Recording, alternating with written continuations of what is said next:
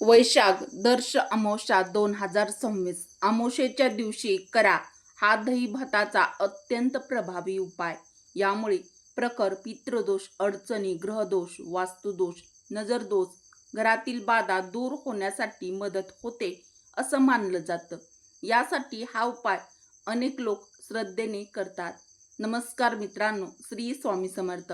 मित्रांनो, 16 मे शनिवार, वैशाख दर्श अमावस्या, शनी जयंती आणि वर्षातील पहिली शनी अमावस्या। धार्मिक मान्यतेनुसार असा योग अत्यंत प्रभावशाली मानला जातो। पण मित्रांनो, या दिवशी नकळत केलेल्या काही चुका माणसाच्या आयुष्यात अडचणी वाढवू शकतात असं मानलं जातं। आणि म्हणूनच या दिवशी दही भाताचा एक प्राचीन उपाय आजही अनेक लोक करतात। पण हा उपाय चुकीच्या पद्धतीने केला तर त्याचा फायदा मिळत नाही, म्हणून हा व्हिडिओ शेवटपर्यंत नक्की बघा। मित्रांनो, आजच्या या व्हिडिओमध्ये आपण दही भाताचा योग्य उपाय योग्य पद्धतीने कसा करावा, कोणत्या कारणासाठी हा उपाय केला जातो आणि कोणत्या चुका हा उपाय करताना आपण टाळल्याच पाहिजेत याची सविस्तर माहिती आजच्या या व्हिडिओमध्ये आज आपण जाणून घेणार आहोत। त्यामुळे व्हिडिओ शेवटपर्यंत स्किप न करता नक्की बघा। वैशाख दर्श अमावस्या 16 मे 2026 वार शनिवार, तर या वर्षातील पहिली शनी अमावस्या आलेली आहे। वैशाख महिन्याच्या कृष्ण पक्षातील अमावस्येला दर्श अमावस्या म्हणतात। मित्रांनो, 2026 मधील पहिली शनी अमावस्या आहे आणि विशेष गोष्ट म्हणजे अमावस्या, शनिवार आणि शनी जयंती याचा दुर्मिळ योग एकाच दिवशी आल्यामुळे या दिवसाचे महत्त्व आणखीन वाढले आहे। तर पंचांगानुसार वैशाख महिन्यातील कृष्ण पक्षातील अमावस्या तिथी 16 मे रोजी पहाटे साधारण 3:51 सुरू होणार आहे आणि ही अमावस्या तिथी 17 मे रोजी रात्री साधारण 1:37 समाप्त होणार आहे। म्हणजेच 16 मे शनिवारचा संपूर्ण दिवस अमावस्येच्या प्रभावाखाली असणार आहे। धार्मिक मान्यतेनुसार अमावस्या तिथी ही पितर, दान, साधना आणि कर्माशी जोडलेली मानली जाते आणि याच दिवशी शनी जयंती आल्यामुळे शनिदेवांची उपासना करण्यासाठी हा दिवस अत्यंत महत्त्वाचा मानला जातो असं म्हणतात। या दिवशी केलेले जप, दान आणि चांगले कर्मे विशेष फल देऊ शकतात, पण चुकीचे कर्मे केल्यास त्याचे परिणामही लवकर दिसू शकतात। म्हणूनच या दिवशी शांत राहणे, गरजूंना मदत करणे आणि कोणाचाही अपमान टाळणे शुभ मानले जाते। त्यामुळे ही अतिशय महत्त्वाची शनी अमावस्या देखील मानली जाते। तर मित्रांनो, सर्वात पहिल्यांदा आपण दही भाताचा हा उपाय नेमका कोणत्या कारणासाठी करावा हे अगोदर समजून घेऊया। जर आपल्या घरामध्ये वास्तुदोष असतील तरी सुद्धा आपण हा उपाय अमावस्येला करू शकतो। तसेच आपल्या घरामध्ये पितृदोष असतील, आपल्या पूर्वजांचा आशीर्वाद आपल्या पाठीशी कायम राहावा आणि आपले पितर म्हणजेच पूर्वज संतुष्ट राहावे या कारणासाठी आपण हा उपाय करतो। तसेच मित्रांनो, जर आपल्या घरातील लहान मुलांना किंवा कोणत्याही वयाच्या व्यक्तींना वाईट नजर लागलेली असेल, ज्याला आपण वैशाख दर्श अमावस्येच्या दिवशी हा प्रभावी उपाय उपयुक्त ठरतो। मित्रांनो, जर तुमच्या घरामध्ये एखादं लहान बाळ असेल किंवा लहान मुलांना दृष्ट लागली असेल तर ते खाणं पिणं टाळतात, खूप चिडचिड करतात आणि सतत रडत असतात। मोठ्या व्यक्तींच्या बाबतीत सांगायचं झालं तर त्यांचं डोकं दुखतं, कामात रस राहत नाही, स्वभाव चिडचिड होतो आणि त्यांच्या प्रगतीत अडथळे येतात। अशा वेळी हा उपाय उपयोगी ठरतो। अमावस्या किंवा पौर्णिमा यासारख्या ठराविक तिथीच्या जवळ आपल्या घरामध्ये सतत भांडणे होतात आणि काहींना अमावस्येच्या वेळी अस्वस्थ वाटतं, या कारणासाठी दही भाताचा उपाय केला जातो। या उपायामध्ये प्रत्येक वेळी काही बदल असतात आणि ते बदल मी तुम्हाला प्रत्येक कारणानुसार समजावून सांगणार आहे। सर्वप्रथम आपण जाणून घेऊ की दही भात कसा तयार करायचा। दही भात बनवण्यासाठी तुम्हाला तांदूळ लागतील, तेही निवडलेले तांदूळ घ्यायचे. निवडलेले तांदूळ तुम्ही पाण्यात शिजवू शकता किंवा शिजवण्याआधी धुवून घेऊ शकता. दोन्ही पद्धती योग्य आहेत. पाणी उकळायला ठेवायचं, पण त्यामध्ये मीठ किंवा तेल अजिबात टाकायचं नाही. उकळत्या पाण्यात धुतलेले तांदूळ टाकायचे आणि अळणी भात शिजवून घ्यायचा. त्यात मीठ अजिबात टाकायचे नाही. भात शिजला की तो थोडासा थंड होऊन घ्यायचा. मग या उपायासाठी आपण हा भात वापरू शकतो. मित्रांनो, तुम्ही थोडंसं आंबट दही घेतलं तरी चालेल किंवा अगदी ताजं अजिबात आंबट नसलं तरी हरकत नाही. दह्यासाठी कोणताही कठोर नियम नाही.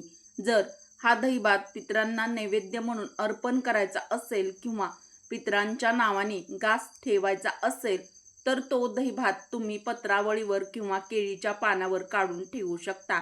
काही जण अमावस्येच्या दिवशी जेवायला बसतात आणि त्यावेळी ताटाभोवती पाणी फिरवून दही भाताचा एक घास काढून खाली जमिनीवर किंवा केळीच्या पानावर ठेवतात. हा घास पितरांच्या नावाने काढला जातो आणि नंतर कावळा, कुत्रा, गाय अशा प्राण्यांना दिला जातो. जर तुम्हाला असा घास काढून ठेवायचा असेल तर एखादी प्लेट, पत्रावळ किंवा केळीचे पान वापरू शकतात, ज्यावर ठेवलेला घास नंतर प्राण्यांना देता येईल. जर तुम्हाला दही भात डायरेक्ट पितरांच्या नावाने वेगळा ठेवायचा असेल तर पत्रावळीवर किंवा भांड्यात घ्यायचा. त्या दही मिसळून दही भात तयार करून केळीच्या पानावर, पत्रावळीवर किंवा एखाद्या प्लेटमध्ये काढायचा. जर काहीच उपलब्ध नसेल तर पेपरच्या पानावर ठेवता येईल.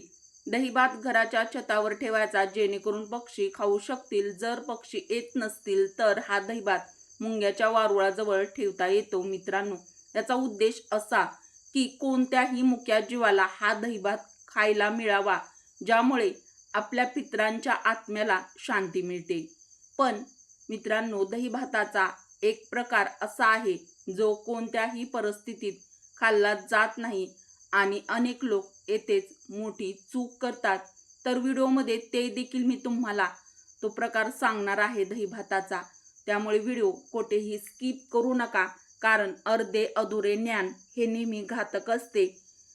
पुढील उपायासाठी दही भाताचा उपयोग कसा करायचा याबद्दल सांगते. तुम्हाला एक शेणाची गौरी घेऊन ती गौरी पेटवायची आहे. ती चांगली पेटल्यावर त्यावर थोडासा गूळ, थोडं तूप, तयार केलेला दही भात आणि 2-4 तुकडे शेवयाचे टाकायचे आहेत.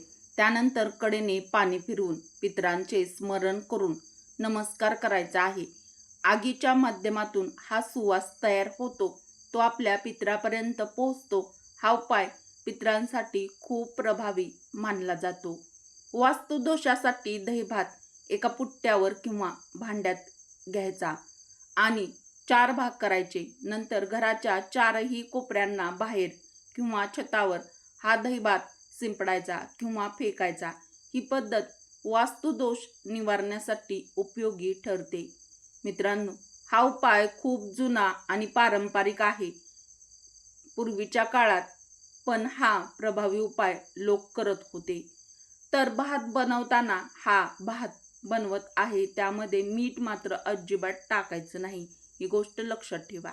जर तुम्ही वास्तुदोषासाठी हा उपाय करत असाल तर घराच्या 4ही कोपऱ्यात भात फेकून घरात आल्यानंतर तुमचे हात पाय स्वच्छ धुवा आणि घरातील देवघरामध्ये जाऊन देवी देवतांचे दर्शन घ्या. त्यांच्यासमोर प्रार्थना करा की घरातील अडचणी दूर व्हाव्यात.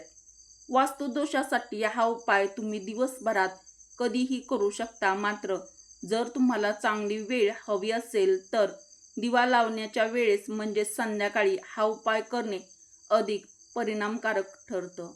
आत्तापर्यंत मी तुम्हाला पितृदोष आणि वास्तुदोषासाठी दही भाताचा उपाय कसा करायचा ते सांगितलं. आता मी तुम्हाला दृष्ट लागलेल्या व्यक्तींसाठी हा उपाय कसा करायचा ते सांगते. जर तुमच्या घरातील लहान मुलांना किंवा मोठ्या व्यक्तींना वाईट नजर लागली असेल, त्यामुळे त्यांचं वागणं बोलणं बदललं असेल तर हा उपाय उपयोगी ठरतो.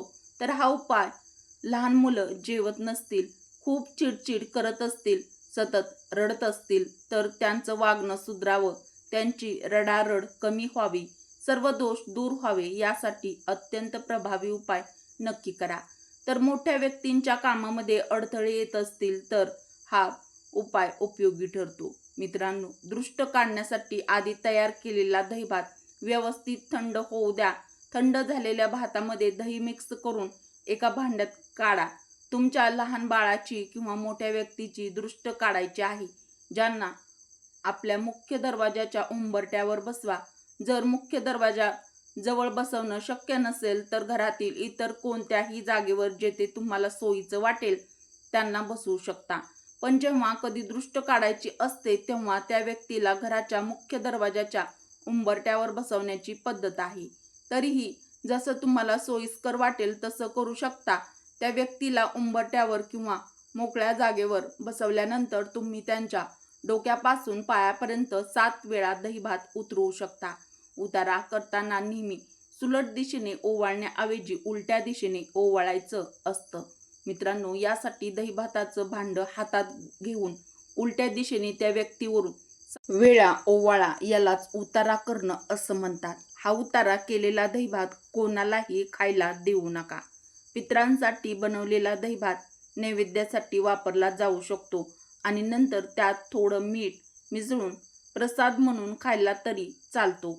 पितृ श्राद्धामध्येही पितरांच्या नावाने केलेलं अन्न आपण खातो. यामुळे जर दहीभात उरला तर त्याला तेल, मीठ, जिरी, मोहरी, मिरची, कोथिंबीर, कांदा, कढीपत्ता याचा तडका देऊन खाण्यासाठी वापरू शकता. परंतु मित्रांनो, लक्षात ठेवा, नकारात्मक ऊर्जेचा उतारा केलेला दहीभात कोणत्याही परिस्थितीत खाल्ला जाऊ नये. उतारा करताना मनात प्रार्थना करायची आहे की ज्या व्यक्तीला दृष्ट लागलेली आहे तर ती दूर होऊ दे आणि तिच्या मागच्या सर्व नकारात्मक ऊर्जा नष्ट होऊ दे. उतारा झाल्यानंतर तो दहीभात अशा ठिकाणी टाकायचा आहे जिथे कोणाचाही पाय पडणार नाही. जमिनीवरचे जीवजंतू किंवा प्राणी खाऊ शकतील, मात्र तो अशा ठिकाणी ठेवला पाहिजे जिथे तो पायाखाली तुडवला जाणार नाही. तसेच घरात त्या दहीभाताचा एकही अंश राहू नये.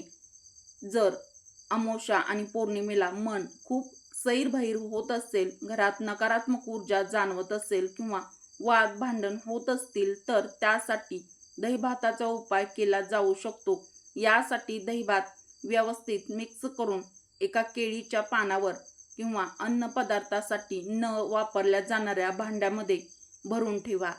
अमावस्येच्या रात्री झोपण्याआधी तो भात बाथरूमच्या खिडकीवर, भिंतीजवळ किंवा जिथे सांडपाणी जात आहे अशा ठिकाणी ठेवा.